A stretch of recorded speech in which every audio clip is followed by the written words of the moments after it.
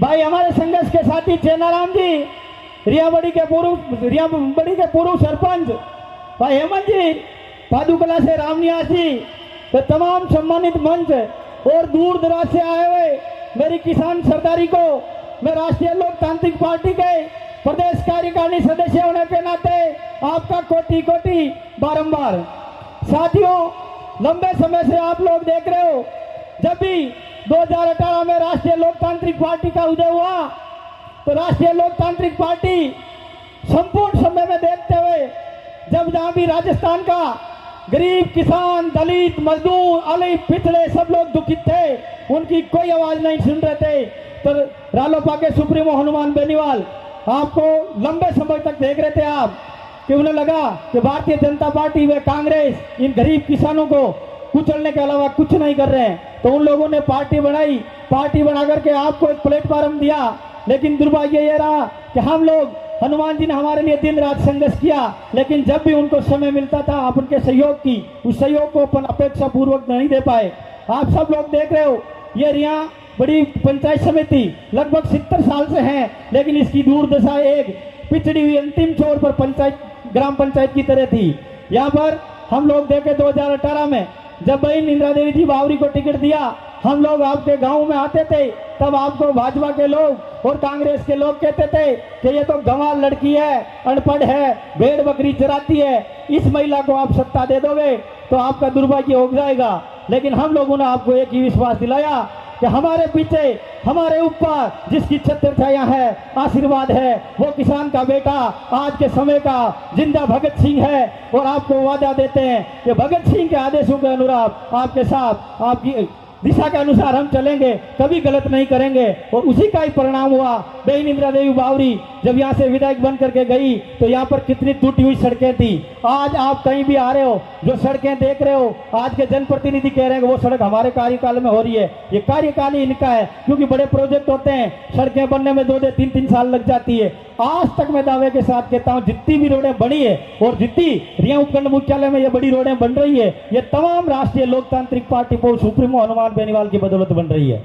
उसके बाद जब ये मेघराज एंड कंपनी यहाँ रियाबड़ी में लंबा चौड़ा अवैध कारोबार कर लिया था, यहाँ का एक ट्रैक्टर, यहाँ के खातेदार अपनी जमीन से, खुद के खेत से अपन 100 रुपए टन में उसके यार्ड में मिट्टी डालते थे और वही शाम को 600 रुपए टन में अपन लेकर के डंपर भर के जाते थे।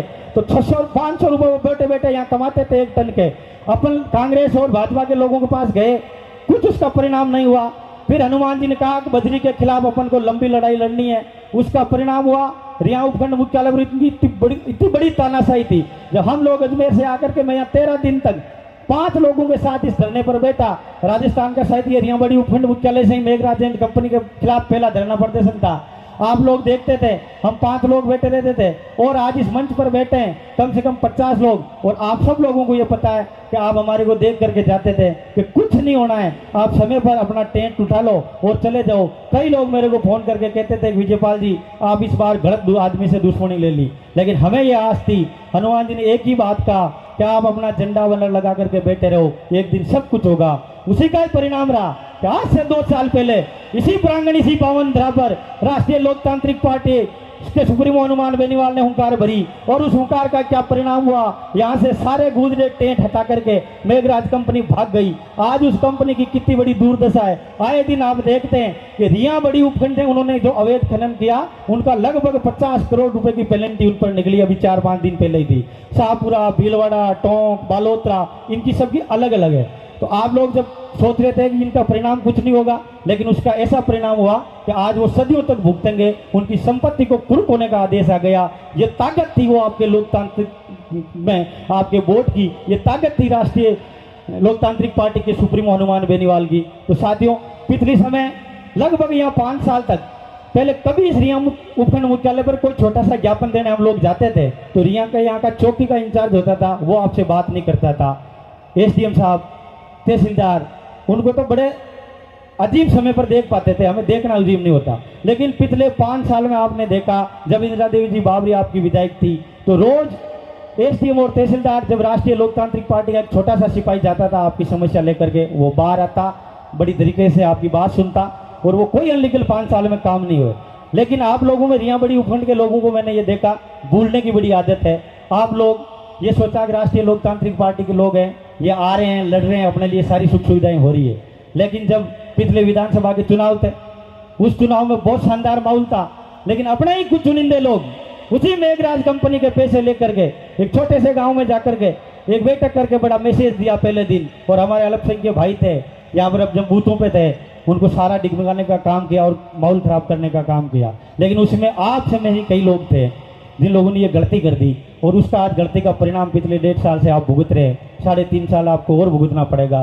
तो ये जो भूलने की आदत है रिया वालों को, ये नेताजी जब भी ये आंदोलन शुरू हुआ तो बोला, मैं पिछली बार विजयपाल और अपन सब लोग चले थे, एक ही बात कही थी कि इतना बड़ा आंदोलन मैं रिया से खड़ा किया, इतने बड़े लोगों से मैंने पंगा लिया, लेकिन उसका परिणाम क्या रहा था वो आपको पता है। क्योंकि अपन लोग भूल गए उसमें, अपन जाति में, धर्म में, पार्टियों में बंट करके अपना जो लोकतंत्र का मजबूत वोट का अधिकार था उसको गलत जगह अपन ने इस्तेमाल कर दिया, जिसका अपन दुष्परिणाम भुगत रहे हैं।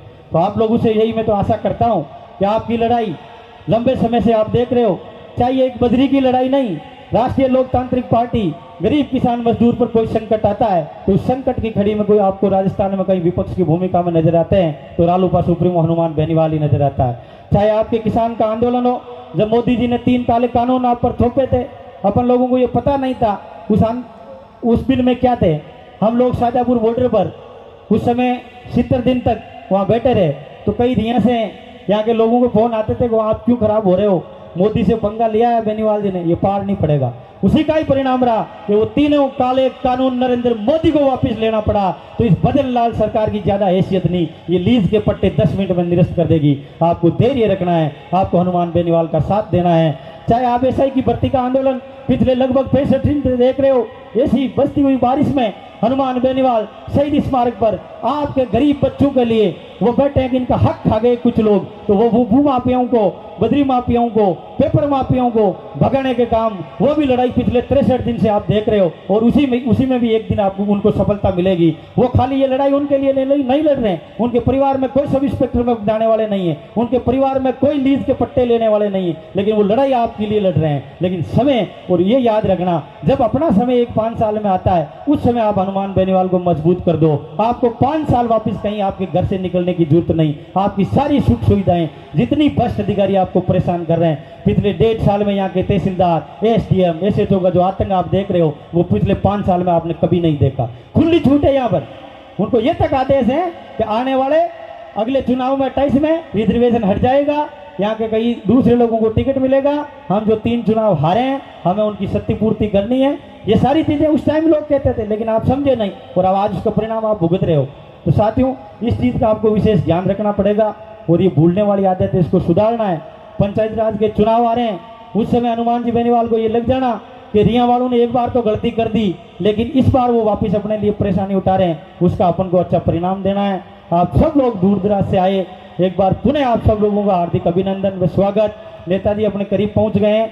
आप सब लोगों से मेरा निवेदन है कि जितने भी लोग आप रोड पर खड़े हैं, आप जैसे ही नेताजी की एंट्री होवे आपकी गाड़ी घोड़े वहीं रुक देना और उनके साथ पैदल पैदल आ जाना, क्योंकि ये रिया में जो आपने ट्रेंड पिछली बार चलाया जेसीबी से फूल बरसाने का, वो पूरे राजस्थान में रिया के बाद ही चला था, उनकी खूब रील वायरल हुई। तो वैसा ही आज माहौल है, और जितने लोग आप पंडाल में बैठे हैं उनसे 4 गुना लोग रोड पर है। जब नेताजी आएंगे यहाँ पैर देने के लिए आपको जगह नहीं मिलेगी। शांति बनाए रखना है, नेताजी का जो आदेश है उसकी अपन को पालना करनी है, कि कैसे भी अपन को कोई जल्दबाजी नहीं करनी है। अभी अपन उनके साथ कई पदाधिकारी आएंगे, वो आपको संबोधन करेंगे, बड़े भाई साहब नारायण जी, बहन इंदिरा जी, ये सब लोग आपको दिशा निर्देश करेंगे। हम सब लोगों को उनकी पालना करनी है। किसी भी प्रकार से जो बार अफवाहें चलाएंगे वहाँ चलना है, वहाँ चलना है, अभी नेताजी का कोई आदेश नहीं है। पिछली बार जब आदेश हुआ कोई स्टॉप पर जाना है तो वहाँ के अधिकारी, यहाँ के जनप्रतिनिधि लोग जाएंगे, आप लोगों को कहीं नहीं जाना है। और जितने लोग बाहर हैं उनसे मेरा हाथ जोड़ करके निवेदन है कि आप आ जाएं, अपना स्थान ग्रहण कर लें। जय जवान जय किसान। बहुत बहुत धन्यवाद आपका विजयपाल जी, बहुत ही अच्छी बातें उन्होंने बताई है इस क्षेत्र के लिए।